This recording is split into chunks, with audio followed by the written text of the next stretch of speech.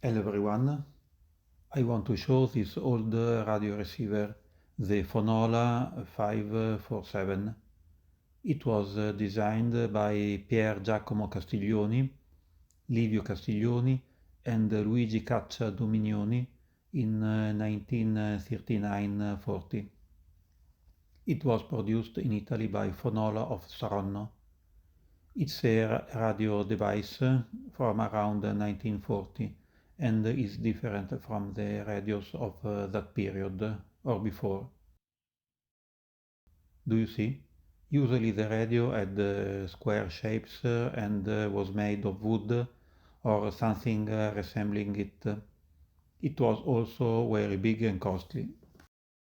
This one was a cheaper radio that could be sold to a wide segment of the population. In 1940 it costed 1,290 lire, around $1,000 or euro in 2025. It's also smaller. The design is inspired to the military telephone of those times.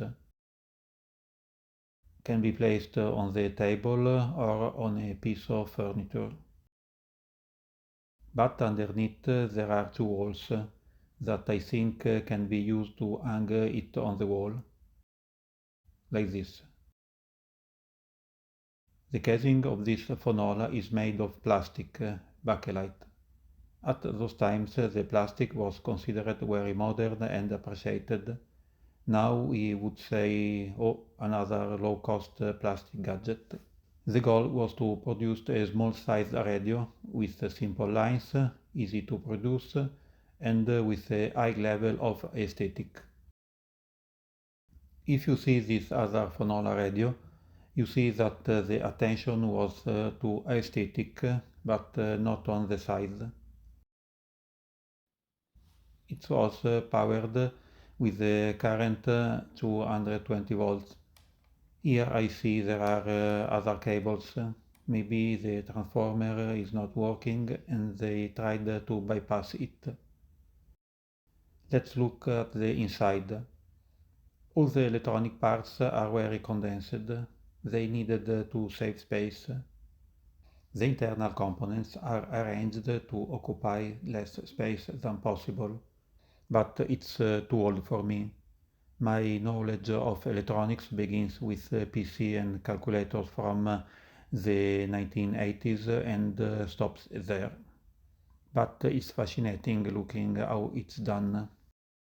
Valves in those times had become smaller, and this helped in building radios with smaller dimensions. You see that in all radios the idea is to have a square box without caring about dimensions, with all the components inside. In this old military Wehrmacht German radio of Second World War, that is the same period of the Phonola, you see it's very big and in the inside the components are not so close together. Also in this radio, could be some years before, you see that the space doesn't seem to be a problem and the internal components are arranged very broadly.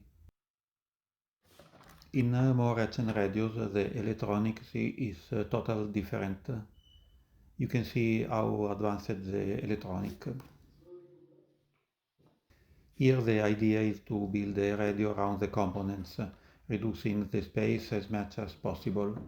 So it's the external casing that follows the content. The commands are very simple. On the side of the display there are two wheels for adjusting the volume and tuning. In the display are shown the medium and short waves. You can make the selection via these buttons.